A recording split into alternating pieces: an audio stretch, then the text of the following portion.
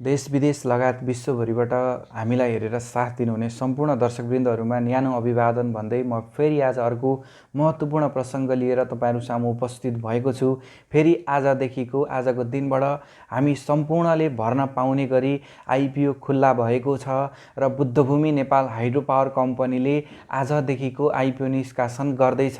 कहिलेसम्म हामीले आइपिओ भर्न पाउँछौँ, कम्पनीको अवस्था कस्तो छ, कति किता भर्ने पर्ने सम्भावना के कति छ, कहाँ यसले आयोजना निर्माण गरिरहेको छ हैन, यो हाइड्रो पावरको आइपिओ पर्यो यदि भने कहाँसम्म मूल्य पुग्ला लगायत कम्पनीका फन्डामेन्टल एनालाइसिसहरू, हाइड्रो पावरका रिस्कहरू लगायत सम्पूर्ण जानकारी डिटेलमा प्रस्तुत गर्छु तपाईहरु सामु। र डिटेलमा भिडियो प्रस्तुत गर्नुभन्दा अगाडि हाम्रो च्यानल भिजिट गरेर भिडियो हेर्दै हुनुहुन्छ र च्यानल सब्स्क्राइब गर्नु भएको छैन भने अहिले नै सब्स्क्राइब गरिदिनु होला, नजिकै रहेको बेल आइकनमा प्रेस गरेर भिडियोमा एउटा लाइक दिनु होला। दर्शकवृन्द, हिजोसम्म हामीले आइपिओ साहस ऊर्जाको भरेका थियौं र हिजो लास्ट डेट रहेको थियो, एकदम राम्रो हाइड्रो पावरको आइपिओ थियो भने फेरि आजबाट चाहिँ बुद्धभूमि नेपाल हाइड्रो पावर कम्पनीले आइपिओ निष्कासन गर्दैछ र Buddhabhumi Nepal hydro power company BNHCL यसको सर्ट फर्म रहेको छ र यसले चाहिँ असोज 11 गतेबाट सर्वसाधारणमा आइपिओ निष्कासन गर्दैछ र कम्पनीले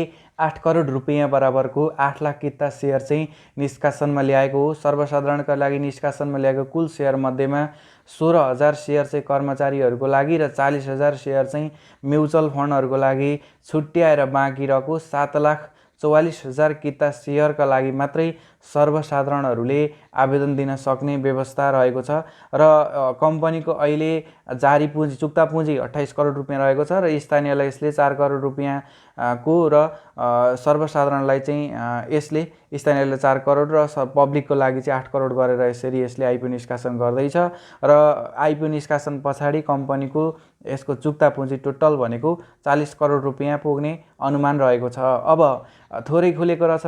अब हामीले आवेदनको कुरा गर्ने हो भने आज 11 गते खुल्यो हैन, यसको 14 गतेसम्म आवेदन दिन सक्नुहुन्छ र तपाईहरुले यसमा थोरै किता खुलेको छ है। यसमा त जोसिएर हौसिएर धेरै लगानी गर्नुपर्ने जरुरतै छैन किनकि 7,44,000 किता खुलेको हुनाले तपाईहरुले 10 किता भन्दा धेरै आवेदन नदिँदा नै बेटर हुन्छ र 10 किता 1000 रुपैयाँको तपाईहरुले 10 किता मात्रै दिनु होला। अब यहाँ त कम्पनीले 50,000 किताको लागि सम्म आवेदन दिएको छ। बैंक, वित्तीय संस्था, मेरो शेयर जहाँबाट पनि तपाईहरुले दिन सक्नुहुन्छ। अब रेटिङको कुरा गर्ने हो भने BB- रेटिङ प्रदान गरेको छ र यसले वित्तीय जोखिम रहेको भन्ने कुरो जनाउँछ। अब कस्तो कम्पनी हो त? हामीले कम्पनी त हो, आइपिओ त आयो, अब कस्तो हो त हामीले भर्नको लागि भन्दाखेरि बुद्धभूमि नेपाल हाइड्रो पावर भनेको 2074 साल श्रावण 31 गते कम्पनी ऐन 2063 अनुसार प्राइभेटबाट पब्लिक भएर 74 साल साउन 32 गतेबाट चाहिँ यो दर्ता भएर कार्य शुभारम्भ गरेको कम्पनी हो र यसको हेड अफिस काठमाडौँमा रहेको छ भने यसले आयोजना स्थल चाहिँ कहाँ रहेको छ त भन्दाखेरि नुवाकोट जिल्लाको दुप्चेश्वर गाउँपालिकाको अहिलेको साबिकको हेर्नुहुन्छ भने समुद्रटार, कुन्द्रादेवी र बालकुमारी र थाप्रे गाविसमा रहेको छ र यसले 4.9 मेगावाट क्षमताको तल्लो ताँदी खोला जलविद्युत आयोजना निर्माण गरेको छ। अब 10 मेगावाट भन्दा सानो जोखिम हुन्छ, मैले भनिरहेको छु, यो त 5 मेगावाटको पनि छैन।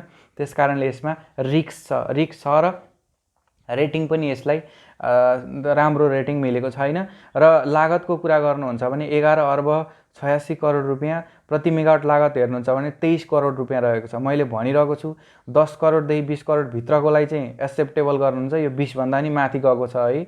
13-14 करोड थियो भने पनि त राम्रो भन्न हुन्थ्यो। अब 23 करोड रुपैयाँ लागेको छ प्रति मेगावाट लागत, यो पनि अनावश्यक धेरै छ, यो पनि तपाईहरुको खर्चिलो भयो, यसरी बुझ्नुपर्छ है हामीले। र अब नेटवर्कहरु हेरौँ न त यसको वित्तीय विवरण कस्तो छ त। अब धेरैलाई इच्छा छ हैन, यसको प्रति शेयर आम्दानी हेर्नुहुन्छ भने अहिले 74-75 को ऋणात्मक छ 1 रुपैयाँ, 75-76 को -3 रुपैयाँ छ, 76-77 को अडिट भएको भनेको नेगेटिभ 1 रुपैयाँ 52 पैसा छ। तर यो वर्षको हेर्नुहुन्छ भने ऋणात्मक -12 रुपैयाँ 56 पैसा रहेको छ, कोष्टकमा राखेको छ, यो तपाईहरुले ख्याल गर्नु होला। र प्रति शेयर नेटवर्थ अघि हामीले प्रति शेयर आम्दानी हेर्यो, अब नेटवर्थ हेर्नुहुन्छ भने खासै राम्रो छैन। हामीले 100 रुपैयाँ भर्दैछौँ, कम्पनीको वास्तविक इभ्यालुएसन 84 रुपैयाँ रहेको छ है।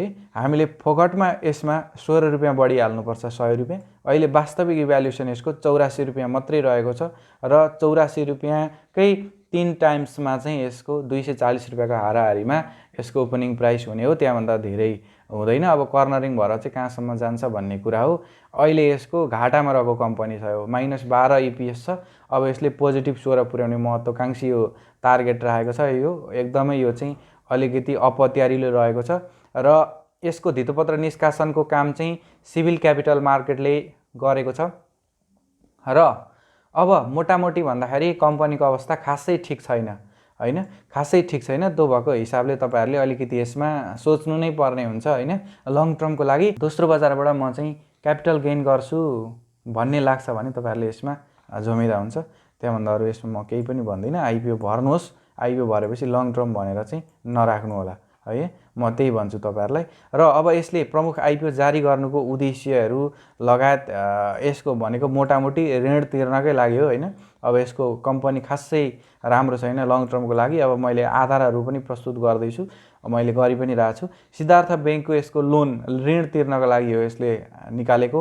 त्यसै गरेर bank of Kathmandu, Machhapuchchhre bank र NCC Nepal credit and commerce बैंकको यसरी यसले लोन तिर्नको लागि यसले कर्जा भुक्तानी गर्नको लागि आइपिओ निष्कासन गरेको हो।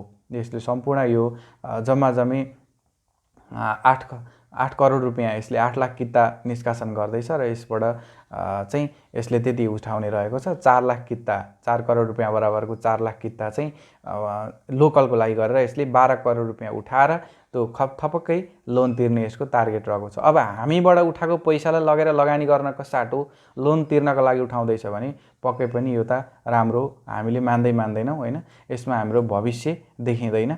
ढुक्कसँगले भन्छौँ रन अफ रिभरमा आधारित हो यो। अब सानो खोला हुन्छ, वर्षामा बाढी एकदम ठुलो आएको बेलामा हुने हो। अब 10 मेगावाट भन्दा साना त्यसै पनि जोखिम हुन्छ। प्रति मेगावाट लागत पनि एकदमै धेरै भयो यो 23 करोड रुपैयाँ। त्यो भएको हिसाबले जोखिम पनि धेरै छ यसमा। अब आइपिओ जारी गर्नको उद्देश्यदेखि लिएर मैले धेरै कुरो भनिगएँ तपाईहरुलाई। अब यो वित्तीय प्रक्षेपण अलिकति यसको हाँसउठ्दो नै रहेको छ। सञ्चालक समितिमा 7 जना हुनुहुन्छ। अब यो के कुरा गर्ने, हैन। सञ्चालक समितिको अध्यक्षमा चाहिँ 15 वर्षको व्यापारिक अनुभव रियल इस्टेट क्षेत्रका लगानीकर्ता पूर्णलाल श्रेष्ठ जस्ता व्यक्तित्वहरू, हैन, बलराम खतिवडा, प्रमोद खड्का जस्ता व्यक्तित्वहरू रहनु भएको छ। अब भावी योजनाको बारेमा अलिकति हेर्दा भविष्यमा लौ न केही गरि पो हाल्छ कि यसले चमत्कार भन्दाखेरि कम्पनीले व्यवसाय वृद्धिको लागि भावी योजना रणनीतिहरू धेरै बनाएको छ। मुख्य उद्देश्य भनेको नेपालको जलविद्युत विकासमा एउटा अग्रणी कम्पनीको रूपमा स्थापित गर्नुदेखि लिएर धेरै छ। अब यो कम्पनीको उद्देश्य चाहिँ हाल सञ्चालित 4.993 मेगावाटको बुद्धभूमि नेपाल हाइड्रो पावर कम्पनीको अतिरिक्त अन्य सम्भावित आयोजनाहरूको पनि अध्ययन गरिरहने भनेर यसले जनाएको छ। अब लोन तिर्नकै लागि प्रमुख टार्गेट राखेर आइपिओ निष्कासन गरेको छ। यसमा अलिकति सोच्नुपर्छ। आइपिओ भएको कारणले 1000 रुपैयाँको 10 किता हाल्दा केही फरक पर्दैन, घाटा लाग्दैन अहिलेसम्म हेर्ने हो भने आइपिओमा प्राथमिक बजारमा, हैन। दोस्रो बजारमा रिस्क धेरै हुन्छ। प्राथमिकमा अहिले त्यति धेरै रिस्क छैन हाम्रो जस्तो मार्केट नेपाल जस्तो राष्ट्रमा। त्यो भएको हिसाबले ढुक्कसँगले आइपिओ भर्दिनु होला। परेपछि लङ टर्म सङ टर्म यसलाई राख्ने कुरै छैन। जब लिस्टेडबाट दोस्रो बजारमा कारोबार हुन्छ मूल्य आकाशिएर जबसम्म कर्नरिङ भएर जान्छ जान दिनुस्। घट्ने सिग्नल थाहा पाएपछि अथवा घटेको रेड फर्मेसन हुने बित्तिकै यसमा बेचेर भाग्नु बाहेक कुनै पनि विकल्प छैन, हैन। प्रतिशेयर नेटवर्थहरू सबै ऋणात्मक भएका कम्पनीहरूलाई तपाईहरुले जोसिएर हौसिएर आइपिओ पछिसम्म राख्छु भनेर नराख्नु होला। अहिले जसरी इन्स्योरेन्सहरूको आइपिओ होल्ड गर्नुभएको छ नयाँ सबै बेच्नुस्। म जुनै आइपिओमा पनि भनिरहेको हुन्छु, मैले 1 वर्ष अगाडिदेखिको कराएको, आजदेखि हैन। 1 वर्ष अगाडिदेखिको बेच्नुस् भन्दै कराइरहेको छु। नयाँ आइपिओ छ भने जतिसुकै राम्रो कम्पनी होस् त्यो ओभर भ्यालुड भइसकेको हुन्छ, कर्नरिङ भएर माथि मूल्य पुगेको हुन्छ।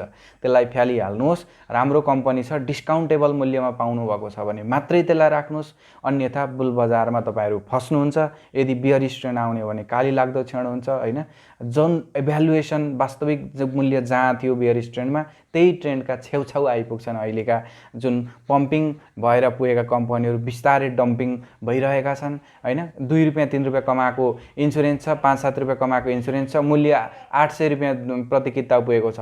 जबकि डिभिडेन्ड दिने फिक्स छैन। 17-18% डिभिडेन्ड दिने बैंकको मूल्य त 500 रुपैयाँ छ भने डिभिडेन्डको कुनै आशै नगर्ने, हैन। 2-3 वर्ष पछाडि पनि दिन्छ दिँदैन ठेगान नभएको, एजिएमको ठेगान नभएको, कमाई पनि खासै नभएको कम्पनीको मूल्य 800 रुपियाँ पुगेको छ भने त्यो त हाम्रो लागि फाइदाको कुरा हो, बेचेर बाहिर भाग्ने हो, त्यसलाई लङ टर्म भनेर नराख्नु होला है। म विचार गरेर तपाईँहरूलाई म यो कुरो जानकारी गराउन चाहन्छु। लिस्टेड किता सङ्ख्या थोरै भएका र कम्पनी राम्रो छ, फ्युचर पर्सपेक्टिभ देख्नुहुन्छ भने चाहिँ राख्नुहोस्, अन्यथा कर्नरिङ भएर मूल्य हाइक भएको बेलामा चाहिँ बजारमा अत्यन्तै जोखिम छ। नयाँ इन्सुरेन्स कुनै पनि नराख्नुहोस्, हाइड्रो पावर नेगेटिभ नेटवर्थ भएका राख्दै नराख्नुहोस्, अझ आइपिओ परेर मूल्य माथि पुगेको छ भने बेचिदिनुहोस् होइन। फन्डामेन्टल्ली स्ट्रङ जसरी अहिले कमर्सियल ब्याङ्क मात्रै छ त्यही मात्र होल्ड गर्दाखेरि तपाईँहरूलाई बेटर होला। मैले प्रचार गरेको होइन, तर तपाईँहरूले मार्केट भ्यालुको आधारमा कमर्सियल ब्याङ्क चाहिँ सस्तो पनि राम्रो पनि यो वर्ष डिभिडेन्ड पाउनुहुन्छ। सबैले राम्रो डिभिडेन्ड दिएका छन्, 13-14% होइन, मजाले आरामले दिन्छन्। जुनैले पनि सानीमा एनबिबीहरूले यसपालि 15भन्दा माथि त सबैले दिइहाल्छ बोनस सेयर, त्यतिकोमा भेटिन्छ। हामीले 20% खोज्नको लागि डेभलपमेन्ट जानु पर्दैन, 30% खोज्नको लागि 2000 को माइक्रो किन्ने कुरो भएन। 2000 मा त हामीले झन्डै 100% को हाराहारीमा बोनस सेयर पाइन्छ कमर्सियल ब्याङ्ककै प्राइससँग कम्पेरिटिभली हेर्ने हो भने। 5 चौको 20 होइन, एउटा कमर्सियल ब्याङ्क 500 रुपियाँको कमर्सियल ब्याङ्कले 20% बोनस सेयर दिइरहेको छ भने त्यही माथिको 2000 रुपियाँको चाहिँ लघुवित्त संस्थाले 100% दिनुसँग 2000 मूल्य भएकोले दिँदैन होइन, 2000 मूल्य भएकोले बढी देला, 30% सम्म बोनस सेयर देला। तर तपाईहरूले 2000 मूल्यको 30% बोनस सेयर खानुभन्दा 500 रुपियाँकोले जित्छ। त्यो 500 रुपियाँको चाहिँ दरले हेर्नुहोस् त, 2000 को किन्ने हो भने त तपाईहरूले 100% बोनस सेयर बराबर हात पारे जस्तो हुन्छ। त्यो भएको हिसाबले अलिकति चलाखियाइतिर लाग्नुहोस् है। कम्पनी राम्रो हुन्छ नराम्रो होइन, तर मूल्य हाइक भएर माथि पुगेको बेलामा चाहिँ नछिर्नुहोस्। लघुवित्त नराम्रो होइन, लघुवित्त नि राम्रो थिए जब 500-700 को मूल्य हाराहारीमा रहेका थिए 1 वर्ष अगाडि, अहिले कर्नरिङ भएर एकदमै आकाशिएर पुगेका छन्। त्यसमा अलिकति सोच्नुहोस्। जीवन विकास एकदम राम्रो आइपिओ हो, यो फरकै पर्दैन, अगाडि नै एक्विजिसन मर्जर भएर आएको हो, यसले रिजर्भमा राख्नु पर्दैन, यसको रिजर्भ पनि अत्यन्तै स्ट्रङ छ। यस्ता खालका डिस्काउन्टेबलमा पाउनु हुँदैछ, मूल्य घट्दो ट्रेन्डमा छ भने यस्तो चाहिँ उठाउनु सोच्ने बेला हो होइन। बिस्तारै र घटेको बेलामा बिस्तारै बिस्तारै एभरेजिङ गर्नुहोस्। आज एभरेजिङ भोलि एभरेजिङ होइन, हप्ता-हप्तामा एभरेजिङ गर्ने होइन, अथवा 15 दिनमा एभरेजिङ गर्नुहोस्। घट्दो ट्रेन्डमा राम्रो कम्पनी छ भने एकैचोटि जोसिएर सबै मूल्यको किनिहाल्ने होइन, एभरेजिङ गर्दा नि। यस्ता कुराहरूलाई ख्याल गरेर अहिले डिभिडेन्डको बेलामा डिस्काउन्टेबल मूल्यमा पाएका मात्रै लिनुहोस्। माथि उचालिएर गएका लघुवित्त संस्था, माथि उचालिएर गएका डेभलपमेन्ट ब्याङ्क होइन, डिभिडेन्डको भविष्य नै नभएका कम्पनीहरू, अन्य कम्पनीहरू यस्तातिर चाहिँ नलाग्नुहोस्। इन्सुरेन्सतिर, फाइनान्सहरूको पनि यो वर्ष राम्ररी सेयर बजारमा कमाएर नाफा देखाएको मात्रै हो, सधैँभरि सेयर बजारबाट कमाएको थिएनन्। एक वर्ष अगाडिको मूल्य 150-200 बियर स्ट्यान्डमा हेर्नुहोस् त कहाँ थियो, कमाइ त्यतिखेर के थियो फाइनान्सको हो। यस्ता कुराहरू सबै हेरेर मात्रै लगानी गर्नुहोस्। म्युचुअल फन्डको आइपिओ नयाँले भर्दै नभर्नुहोस्, सचेत रहनु होला होइन। बुलमा धेरैलाई ट्र्याप पार्न खोजिन्छ। नयाँ जति पनि लगानीकर्ताहरू आएको हुनुहुन्छ, अपुरो ज्ञानको कारणले गर्दाखेरि उहाँहरू शिकार भइरहनु भएको छ। यसबाट सचेत रहँदै दोस्रो बजारमा संयमितताले कारोबार गर्नुहोला भन्दै म बिदा हुन चाहन्छु। हवस् त, नमस्कार। आज ठ्याक्कै 10 किता आइपिओ खुल्छ, त्यही 10 किताभन्दा धेरै तपाईँहरूले नभर्नु होला। अब खुल्न त राम्रै खुलेको हुन्छ, 10 किता आफूले भर्ने टार्गेट राख्नु होला। जति पर्छ के पर्छ त्यतातिर नसोच्नु होला। अब ठ्याक्कै यसमा यहाँभन्दा बढी नबोलौँ, अहिलेको लागि बिदा हुन चाहन्छु। हवस् त, नमस्कार।